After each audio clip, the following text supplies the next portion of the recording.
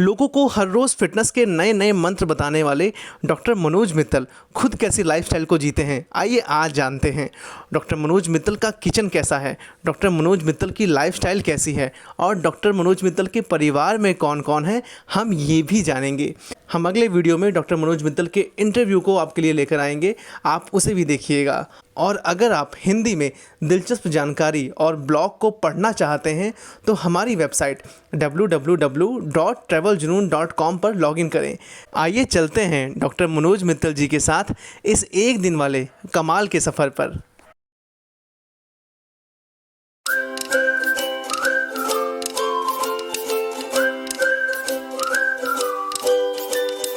देखिए, मैं भी यहीं पे भोजन लेता हूँ। हम लोग कभी डाइनिंग टेबल का यूज़ नहीं करते, ज़मीन पे बैठ के।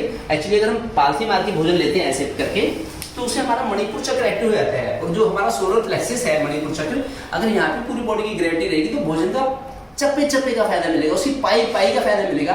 कॉन्स्टिपेशन हो नहीं सकता, मोटापा कभी होगा नहीं। तो इसलिए मेरा तो पिछले 35 सालों से 45 किलो वजन है, 45 साढ़े 47 किलो वजन रहता है।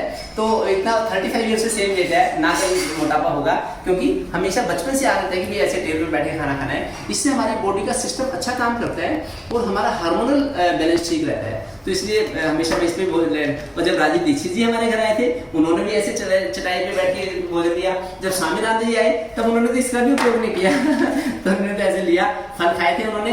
और जैसे लौकी थी, लौकी के 4 टुकड़े किए, उसको थोड़ा सा स्टीम करवाया और वो खा ली थी। और दूध ले लिया था जो स्वामीनाथन जी आए थे। जब राजीव दीक्षित जी आए तो उनको भोजन बड़ा ही अच्छा लगा था हमारा। हम लोग प्याज लहसुन यूज नहीं करते, तो सिंपल भोजन उनको इतना अच्छा लगा। जब चटनी बनाई, धनिया की चटनी, उनके लिए मरवा की चटनी बनाई, तो राजीव दीक्षित जी बड़े खुश हुए। 2 दिन हमारे यहाँ रहे थे। वैसे तो मैं उनके पास हरिद्वार भी जाता रहता था और वो यहाँ पे मतलब फोन से बार बार बात होती रहती थी। 35 वर्षों से राजीव दीक्षित जी के साथ संपर्क रहा। भोजन करके बड़ा खुश हुए। फिर वो कह रहे कि डॉक्टर साहब थोड़े पतले हैं मैडम भाभी जी, तो इनको थोड़ा सा गुड़ और चने दिया करो तो थोड़ा सा सही और अच्छा हो जाएगा। लेकिन मैंने कहा कि कोई नहीं, मैं पतला ही ठीक हूँ, कोई दिक्कत नहीं है, बस स्वस्थ रहना चाहिए शरीर। ये वेट मशीन है, ये वेट करते हैं सब रोज। लीजिए 48.4 कमरे में कुछ भी सब सिस्टमेटिक है। एक कागज पेन रखा हुआ है उस तरफ, और ये खाने के का जो आसन है ये है भोजन का। जब स्वामीनाथन जी के पास जाते हैं तो उनके पास एक पेन और कागज होता है, जो विचार उनके मन में आते हैं वो नोट कर लेते हैं। चलो, अच्छा ये 5 मिनट। हमारी किचन को अगर हम अच्छी तरह से मैनेज कर लें तो हम बीमार कभी हो ही नहीं सकते। जैसे मेरी शादी हुई थी, मेरी एमडी हुई, कंप्लीट हुई, मेरी शादी होगी, आगरा में था, फिर मैं दिल्ली आया, तो उसी समय भारतीय शास्त्रों में जैसे गृहस्थ आश्रम को जीना होता है, वैसे ही मैंने ये लगा दिया अपने किचन में। यहाँ पे अब मैंने जो लगा रखा है वो इस किचन में यहाँ लगा रखा है। ऐसे मैं ऐसे लगा के रखता हूँ, मैंने आपको दिखाने के लिए उतार लिया। तो इसमें यह है कि भाई किस दिन क्या खाएं क्या ना खाएं, इसको हम बिल्कुल फॉलो करते हैं, अक्षरशः फॉलो करते हैं, किस दिन क्या खाना है और किस दिन क्या नहीं खाना है। इसी तरह से तेल की मालिश है, भाई इन दिनों में मालिश नहीं करनी, इस दिन, अदरवाइज मालिश जब मौका मिल जाए तभी मालिश का बड़ा फायदा होता है। इन तिथियों में और इन दिनों में मालिश नहीं करनी चाहिए, इसका हम पालन करते हैं। मालिश एक बहुत बड़ी वैक्सीन है, जैसे योग एक बहुत बड़ी वैक्सीन है, ऐसी मालिश भी बड़ी अच्छी वैक्सीन है। तो मालिश अगर हम करेंगे तो हमारी बॉडी की एफिशिएंसी बड़ी हाई क्वालिटी की रहती है। 100 ईयर्स तक एक्टिव एनर्जेटिक रहेंगे। फ्रिज का पानी के बदले में हम फ्रिज में ना रखते ना पीते, हम ये मटकी के पानी का उपयोग करते हैं, उससे हम हेल्दी रहते हैं। अगर हमने अपनी बॉडी के टेम्परेचर से ज़्यादा गर्म चीज़ खाई या ज़्यादा ठंडी चीज़ खाई, उससे हमारी ग्लैंड्स कंफ्यूज हो जाती हैं। हमारी जो एंडोक्राइन ग्लैंड्स है वो हार्मोन्स प्रॉपर बना ही नहीं पाती, तब दिक्कत होती है। तो इसलिए हम इन संस्कृति की चीज़ों का वो फ़ायदा उठाते हैं। और जो भगोने हैं पीतल के, क्योंकि एल्यूमिनियम के बर्तनों में बड़ा नुकसान होता है। ये राजीव दीक्षित जी आए थे, 12-13 साल हो गए, तब से लेके हम लगातार ये एल्यूमिनियम की कलई कराते रहते हैं। इसमें इसकी सिल्वर कलई करा के यही भगोने यूज़ करते हैं और खुले बर्तन में यूज़ करते हैं। चाहिए इसका पूरा फायदा मिलता है। नेचुरल लाइफ स्टाइल से बहुत कुछ फायदा मिल सकता है।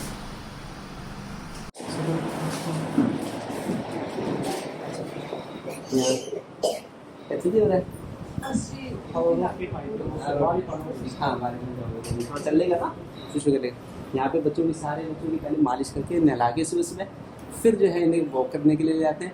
2 घंटे बाहर घूम के आते हैं बच्चे। आज जो बच्चे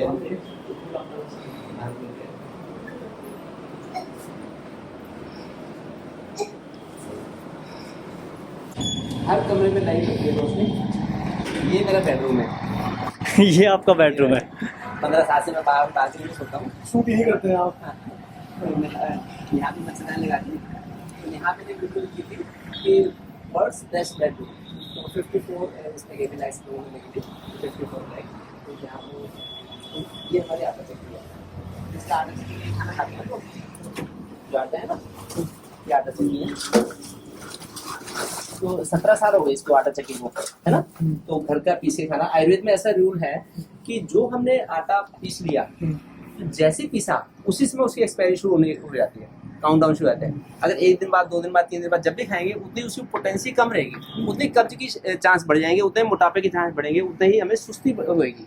तो पहले ये नियम था भारतीय संस्कृति में कि डेली का आटा डेली पीसे खाना है, रोज गेहूँ किसी वो गर्म रहता है कि निकल जाता है? बोझ होता है, बोझ होता है, तो एकदम सफाई करेगा, पेट साफ हो जाएगा और दिक्कत नहीं होगी। जहाँ हमने 3 दिन पुराना, 10 दिन पुराना, 1 महीने पुराना आटा खाया तो वो वही कभी वो डेड हो जाता है ना। तो जब तक हमने पीसा है तो लाइव होता है।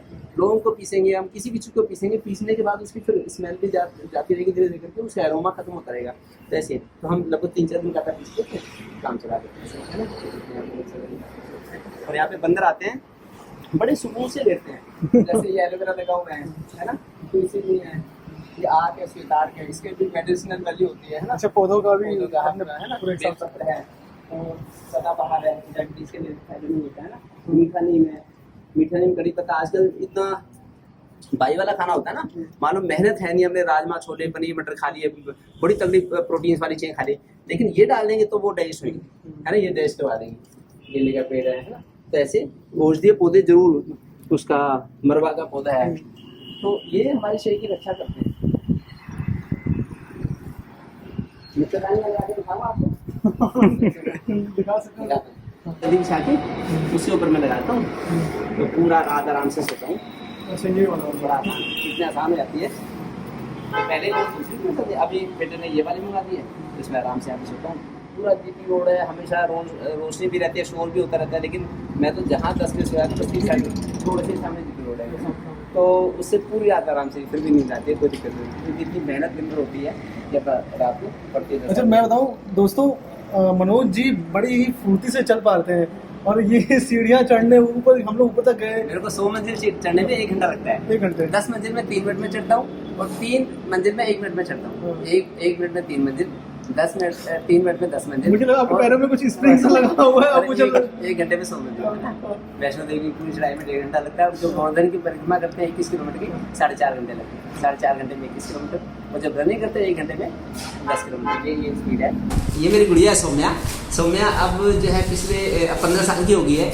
तो जब से पैदा हुई है सौम्या, तो तब से लेके सुबह 5 दिन नहाती है। ये जब 4 महीने की तब की फोटोग्राफ है इसकी। तो जब से पैदा, जब ये 1 दिन की थी, 1 महीने की, 1 साल की, 5 साल की, 11 साल की, 15 साल की, डेली 5 दिन आती है रोज। जब ये 2.5 साल की थी तो इसने योग करना शुरू कर दिया, और जब ये 3 साल की थी तो योग की टीचर बन गई, और 5 बजे नहा के 1 घंटा योग करना और सिखाना लोगों को, 5 से 6, और फिर 6 से 7 इसने 3 किलोमीटर की वॉक शुरू कर दी। 3 साल की उम्र में 3 किलोमीटर की डेली वॉक करना 6 बजे। और फिर जब ये 3.5 साल की हुई तो इसने सरस्वती मंत्र की दीक्षा ले ली, सरस्वती मंत्र की 11 माला करनी शुरू कर दी 3.5 साल की उम्र में। और जब ये 6.5 साल की हुई तो इसने एकादशी के और नवरात्रि के व्रत रखने शुरू कर दिए। आज एकादशी है, आज भी इसने व्रत रखा है। तो पिछले लगभग 7-8 सालों से रेगुलरली हर नवरात्रि के पूरा 1 हफ्ता नवरात्रि में व्रत रखती है। तो अब इसे पूरी भगवद गीता कंठस्थ है। नरेंद्र मोदी जी जहाँ भी जाते हैं, विदेशों में जाते हैं, तो रूस के प्रधानमंत्री को भी भगवद गीता लेके आए, बड़े सारे। तो इसे भगवद गीता पूरी कंठस्थ है। उसके अलावा इसे दुर्गा चालीसा, हनुमान चालीसा, शिव चालीसा, श्री तांडव स्तोत्र में याद है, कंठस्थ है। और अब ये IAS की तैयारी कर रही है, अभी 10th में है, पहले लॉ करेगी। क्योंकि जो मेरे बेटे से बड़ा 2 साल का मेरा भतीजा है, 2 साल बड़ा भतीजा है, तो उसका IAS में 29th रैंक आई है अभी। तो ये भी उससे वो है, इंस्पायर्ड है। जो बेटा है इसको भी 15 साल हो गए योग करते हुए, 15 साल से रेगुलरली योग करता है। ये MBBS किया, इसने कंप्लीट हो गया इसे दिल्ली में। तो इसके फ्रेंड्स इसे मजाक उड़ाते हैं कि यार ये तो बुढ़े लोग करते हैं योग, तो अभी से योग कर रहा है। लेकिन इसने योग का स्वाद चल रखा है। तो इसका एम्स में सिलेक्शन हुआ था, all India institute of medical sciences, उसमें MBBS में सिलेक्शन हुआ से इंडिया में 48 रैंक आई थी इसकी। तो अब ये MD की तैयारी कर रहा है, MBBS कंप्लीट हो गया है। तो ये भी बड़ा कॉन्फिडेंट है। इसका भी होलिस्टिक अप्रोच है, ये भी आयुर्वेद, एलोपैथी, नेचुरोपैथी सबका इसे ज्ञान लेते हुए ऐसे ही आगे अपने नॉलेज को आगे बढ़ा रहा है। तो आने वाले समय में ये भी देश की सेवा करेगा। तो मैं चाहता हूँ कि हम बच्चों को बचपन में इतना स्ट्रॉन्ग बना दें, इतना भारतीय संस्कृति से अवगत करा दें कि फिर चाहे वो कनाडा में जाके रहें या अमेरिका रहें या लंदन रहें, लेकिन अपनी संस्कृति को हमेशा अपने जहन में रखें। ये मेरे पापा हैं, ये 90 वर्ष के हो गए, तो डेली लगभग 10 किलोमीटर की सैर करते हैं, 2-2.5 घंटे डेली योग करते हैं, सुबह 3-3:30 बजे उठते हैं, रात को 10-11 बजे सोते हैं। पूरा दिन इनका बड़ा अच्छा सुकून में पूरा दिन निकलता है। किसी तरह की कोई बीमारी नहीं है इनको, किसी तरह की कोई दवाई नहीं लेते। 90 वर्ष की उम्र में बड़ी अच्छी जीवन शैली है इनकी, बड़ा अच्छा। लगभग 2.5-3 घंटे पूजा करते हैं, 2.5 घंटे योग करते हैं, अच्छी चीज़ों में ही समय गुजारते हैं और बीच बीच में हमें समझाते हैं, समय देते हैं, अपना समय कीमती समय में देते हैं, तो इससे बड़ा अच्छा लगता है। और इसी पटरी पर मैं भी चल रहा हूँ। जैसे मेरी वाइफ है, तो मेरी वाइफ हफ्ते में 2 या 3 व्रत रखती हैं, 2 या 3 व्रत रखती हैं। जब ये पेट में थी सौम्या, प्रेगनेंसी के समय में, उस समय इन्होंने लगभग डेली 10 किलोमीटर की सैर करी और डेली 2.5 घंटे योग किया इन्होंने पूरे 9 महीने। और फिर जो है इन्होंने 5 बार रामायण पढ़ी और 2 बार भगवद गीता पढ़ी। इसलिए सौम्या को 9 वर्ष की उम्र में ही भगवद गीता कंठस्थ हो गई। तो इसलिए हमारा इस चीज़ में विश्वास है भारतीय संस्कृति में कि खाली अर्जुन की या कहानी सुनने की बात नहीं है, अभिमन्यु वाली, जो वो हमने अपने जीवन में चरितार्थ करके दिखाया है कि अगर हम प्रेगनेंसी में अच्छे काम करेंगे तो हमारे बच्चे भी महापुरुषों जैसे बच्चे बनेंगे। आज भी लोग उसका फायदा उठा रहे हैं। गर्भ संस्कार की जो कल्चर है पिछले 40 वर्षों से भारत में बहुत ज़्यादा आई है कि गर्भ के समय में जो माँ करेगी काम, अच्छे काम करेगी, वही बच्चे करेगा। जैसा माँ का सात्विक खान पान होगा वैसे बच्चे का। हमें सौम्या को कभी भी समझाना नहीं पड़ता कि ये चीज़ गलत है, ये अच्छा है। ये इसका विवेक पहले ही से गर्भ से जागृत है। हर चीज़ का इसे ब्लैक एंड व्हाइट का पता है। कभी भी कोई एरिया ग्रे नहीं है इसके, किसी भी एरिया में, किसी भी फील्ड में ग्रे एरिया है ही नहीं इसके अंदर। इसमें ब्लैक एंड व्हाइट पता है, इसे पता है ये चीज़ गलत है, ये सही है, कि वह सही दिशा में आगे बढ़ती है। हमें कभी समझाना भी नहीं पड़ता।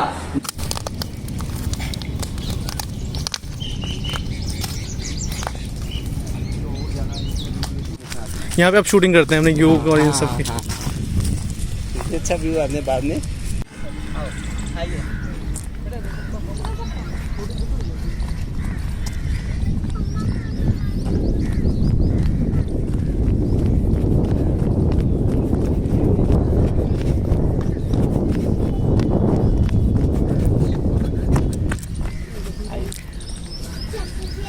वो रह गए पीछे। अच्छा लगता है।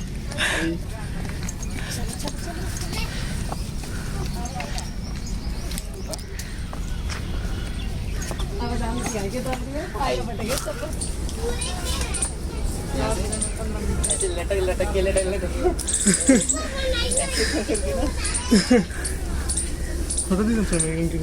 इतनी सारी एक लिए वाह सर।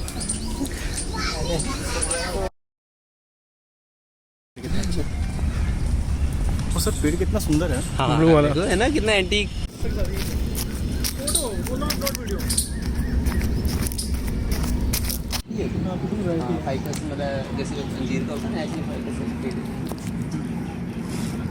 लोग बीमार क्यों होते हैं? अक्सर लोग अपनी बीमारी के लिए कई बार सोच में पड़ जाते हैं कि मेरे को बीमारी क्यों हो गई। देखिए, भगवान ने जो ये बगीचा बनाया है, इस बगीचे में, इस सृष्टि में या तो पेड़ पौधे हैं या जानवर हैं या गरीब मानव जाति है।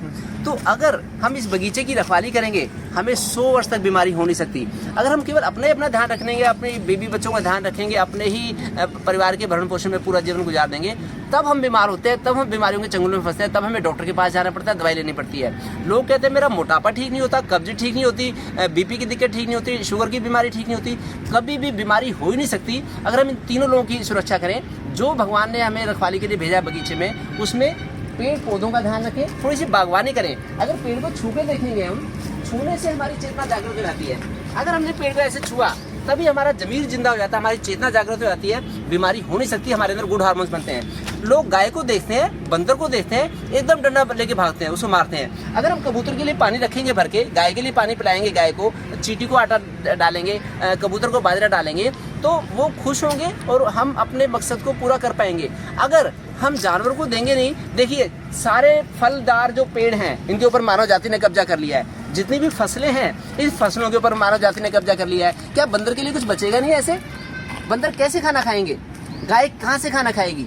जो पालतू गाय है उसको संभाल के रख लिया, पालतू कुत्ते को तो संभाल के रख लिया, लेकिन जो स्ट्रीट के डॉग्स हैं, स्ट्रीट की गाय हैं, इनका भी तो किसी को ध्यान रखना पड़ेगा। अगर हम इनका ध्यान रखेंगे, मानव जाति का, गरीब मानव जाति का, जानवरों का और पेड़ पौधों का अगर ध्यान रखेंगे, 100 वर्ष तक हमें बीमारी नहीं होगी। हम मानव जाति ने, मानव सभ्यता ने पिछले 200-500 सालों में केवल प्राकृतिक संसाधनों का इतना ज़्यादा दोहन कर लिया है कि बाकी नेचर के लिए कुछ छोड़ा ही नहीं। अगर हम नेचर का साथ में लेके चलेंगे, हमें कभी बीमारी नहीं होगी, हमारे अंदर गुड हार्मोन्स बनेंगे। अगर हम किसी का हक मार लेते हैं, पेड़ पौधे का हक मार लेते हैं, फसलों का हक मार लेते हैं, जानवरों का हक मार लेते हैं, तभी हम बीमारियों के चंगुल में फंसते हैं, तभी हमारे अंदर स्ट्रेस हार्मोन्स बने रहते हैं, हमारे अंदर एक गिल्ट की फीलिंग होती है और वो हमें बीमार करती है। अगर हम जैसे गुरु नानक देव ने पूरे भारत की पैदल यात्रा की, स्वामी विवेकानंद ने पूरे भारत की यात्रा करी, देखा जाए तो भगवान बुद्ध ने पूरी प्रकृति की उपासना करी पेड़ के नीचे, इसी तरह से बरगद के पेड़ के नीचे ऐसे बैठ के उन्होंने तपस्या की, इनकी कीमत को समझा, इसकी सत्ता को समझा।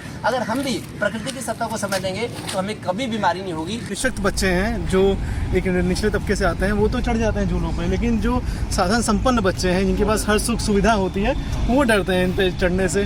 तो ये है कि जब बहुत ज़्यादा जब सुविधाएं होती हैं हमारे पास, तो हम ना वो सेंस डेवलप नहीं हो पाता। हाँ, सेंस जो है वो सारे जंग लग जाता होगा।